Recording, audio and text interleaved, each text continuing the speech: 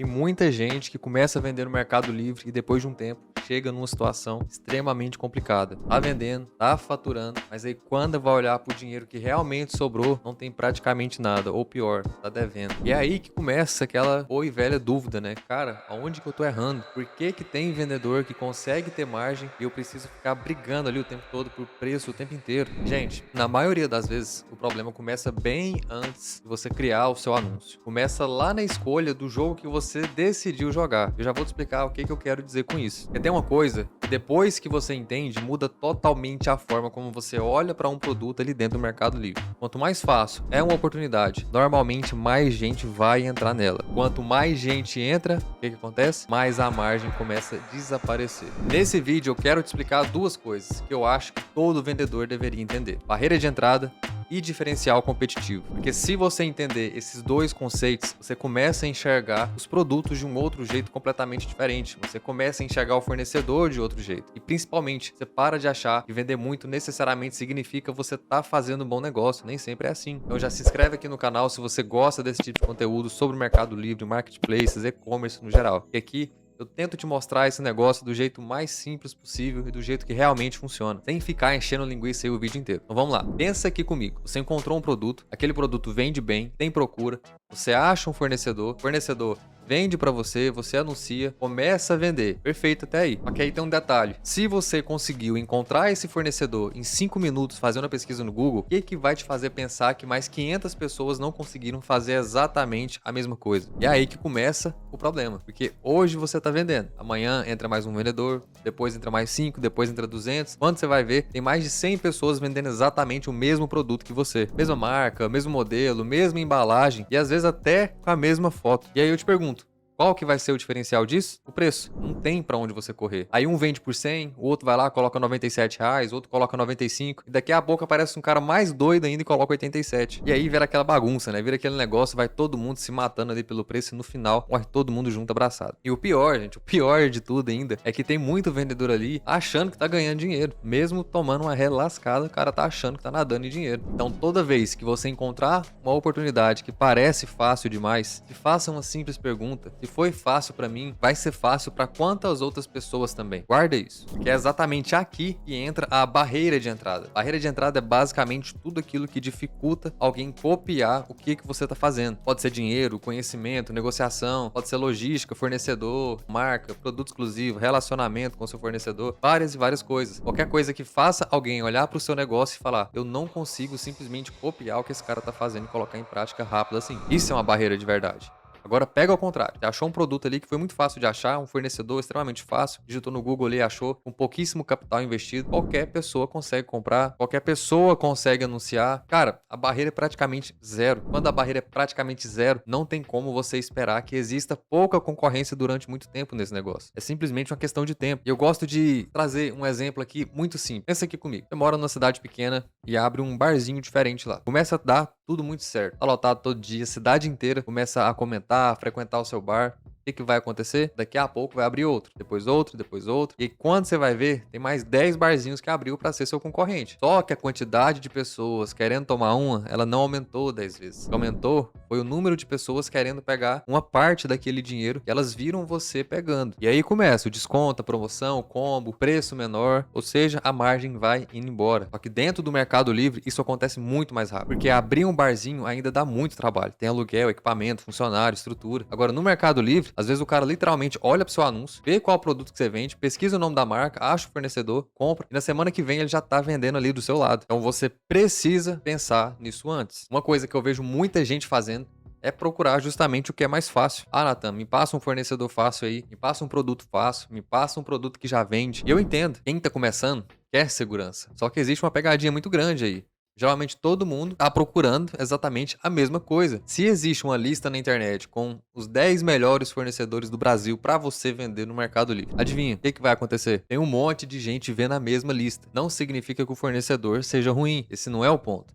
O ponto é qual vantagem você tem sobre aquelas outras pessoas que estão comprando daquele mesmo fornecedor. Porque se todo mundo compra do mesmo lugar, paga praticamente o mesmo preço, recebe o produto, como é que alguém vai conseguir cobrar mais caro por isso? Fica praticamente impossível. Agora, às vezes você fala, mas tem empresas que vendem produto conhecido e ganha dinheiro. Tem, claro que tem. Mas aí você não sabe o que está por trás. Você precisa entender qual que é a vantagem que essa empresa tem. Vamos supor que ela compra 2 milhões por mês daquele fornecedor e você compra 10 mil. Você acha mesmo que o fornecedor vai dar a mesma condição para os dois? É lógico que não. Então, essa outra empresa criou uma barreira através do volume. Ela tem poder de compra, ela negocia melhor, ela consegue um custo que você não consegue. E aí entra um outro erro muito, muito comum. O vendedor pequeno tentando jogar o jogo do vendedor grande. E esse para mim é um dos maiores erros de quem tá começando. O cara tá começando agora, tem pouco capital, pouco estoque, pouco volume, pouco tempo, quer trabalhar com a margem ali minúscula o tempo todo para girar a mercadoria.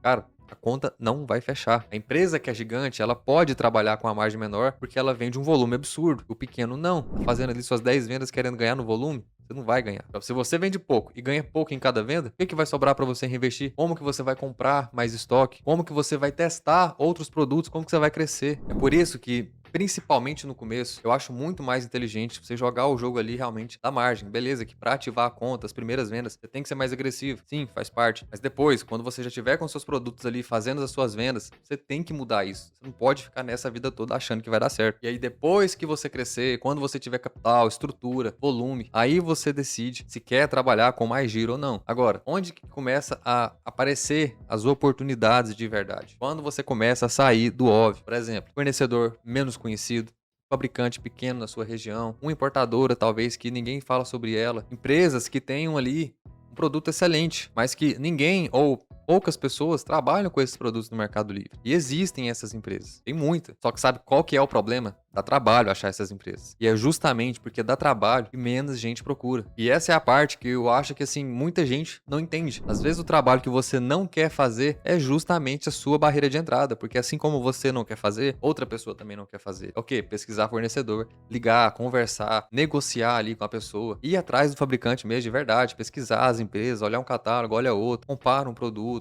testa, vai em feira, faz tudo que dá para fazer. Mas adivinha, tudo isso dá muito trabalho, ou seja, é uma barreira de entrada. Mas é exatamente por isso que ali pode existir uma margem excelente para você trabalhar. Enquanto uma pessoa tá lá no YouTube, tá aqui no YouTube pesquisando produto campeão para vender no Mercado Livre. Tem outra pessoa que tá há 2 semanas tentando encontrar uma indústria que ninguém conhece. E claramente, né, a segunda opção ela pode demorar muito mais tempo para você achar um produto. Mas quando você achar, e você vai achar, talvez ali tenha uma oportunidade para você muito melhor. Então guarda uma coisa, pesquisa é barreira de entrada, negociação é barreira de entrada, capital investido é barreira de entrada também, como importação, relacionamento com o fornecedor, tudo que dificultar a vida do seu concorrente pode acabar te protegendo muito. Agora outra coisa que pode aumentar bastante essa barreira é a importação. E não precisa pensar numa mega operação, não precisa ser uma mega importação. Existem vários e vários níveis de importação. Você pode começar utilizando isso com inteligência. Pode utilizar ali intermediários. Você pode comprar de empresas que já facilitam esse processo para você. Mas claro, fuja do óbvio, não vá querer importar. Todo mundo já importa. Se você for trazer aqueles mesmos produtos e já tem chinês a roda aqui no Brasil, você vai tomar no tarraqueta também bonito, pode ter certeza. Então eu sempre oriento bastante meus alunos lá do Geração E-Commerce, inclusive se você não é e quiser fazer parte, o link tá aqui embaixo. Sempre que você for importar um produto, tente fugir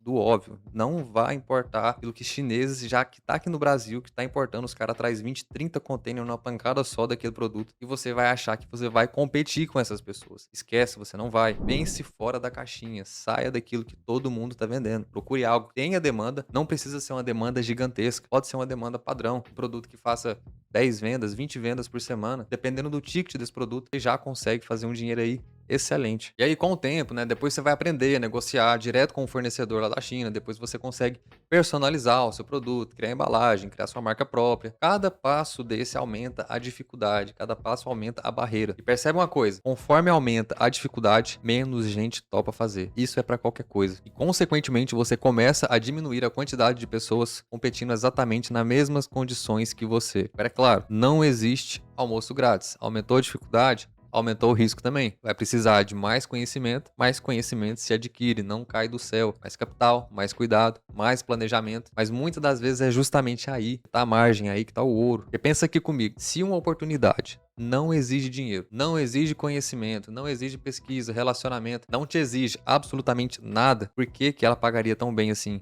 Não faz sentido nenhum. E é bem aqui que entra o segundo conceito desse vídeo: diferencial competitivo. Diferencial competitivo é basicamente o motivo pelo qual alguém deveria comprar de você e não simplesmente escolher qualquer concorrente. Pode ser produto, preço de compra, exclusividade, qualidade, pode ser um kit que você tem diferente, pode ser a sua marca em si, pode ser alguma condição que você conseguiu construir ao longo da sua jornada. Só que presta atenção, cuidado. Vender mais barato não é um diferencial, tá? Na verdade, ele até pode ser, mas não é um diferencial competitivo muito bom, porque é extremamente fácil de copiar. O seu diferencial hoje é vender por 90, amanhã eu posso ir lá e colocar 89. Pronto, acabou o seu diferencial. Agora, se você tem um produto que eu não tenho, um fornecedor que eu não conheço, um custo que eu não consigo, uma marca e o mercado já reconhece, aí já fica muito mais difícil de alguém te copiar. E é esse o tipo de vantagem que eu gosto. A vantagem que é difícil de copiar. Depois disso, claro, você pode subir ainda mais o nível, né? Cria sua marca própria, faz seu produto personalizado, quem sabe talvez uma fabricação. Só que aí já começa outro jogo, né? Eu não vou me aprofundar tanto nisso aqui. Eu nem tô falando que você precisa começar fazendo tudo isso amanhã. Não, pelo amor de Deus, não é isso. O que eu quero é que você entenda a lógica.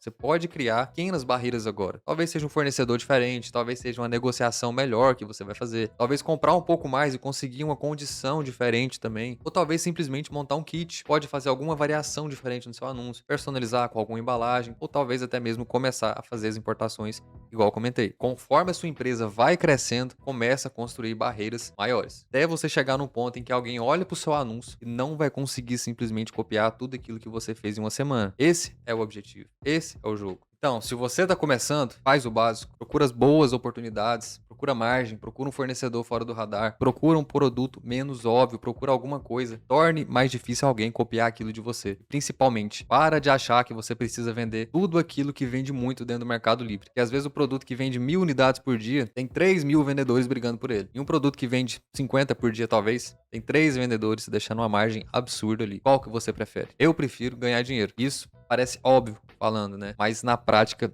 tem muito vendedor apaixonado por faturamento. E eu já fui um deles, tá? Não vou negar. Muita gente, eu quero vender 100 mil, eu quero vender 500 mil, eu quero vender 1 milhão, Nathan. Beleza, só que quanto você quer ganhar? Porque essa pergunta eu não vejo ninguém fazendo. Então eu prefiro muito mais uma operação organizada, saudável, com margem, do que uma operação gigantesca que vende o dia inteiro e no final não te sobra nada. Você não consegue tirar R$1 da empresa. Põe na sua cabeça. Encontrar produto e fornecedor não é uma tarefa que você faz só uma vez também. Ah, Nathan, já achei meus fornecedores. Agora acabou. Tô pronto. Só vender. Não, esse serviço ele nunca acaba. É um trabalho eterno, porque todo produto satura. Não importa se vai demorar, se vai ser rápido, ele vai saturar. A margem vai mudar, o fornecedor muda a condição, o concorrente aparece ali do nada, ou até pior, o fabricante começa a vender direto, e aí o mercado muda completamente. Então você sempre precisa estar olhando para novas oportunidades. Se esse vídeo fez sentido para você, comenta aqui embaixo uma coisa. Hoje, o que mais pega para você? Fornecedor, produto, margem apertada, margem ruim, negativa? Eu quero entender porque dá pra gente fazer aqui vários vídeos aprofundando em cada um desses assuntos. Se inscreve aí no canal,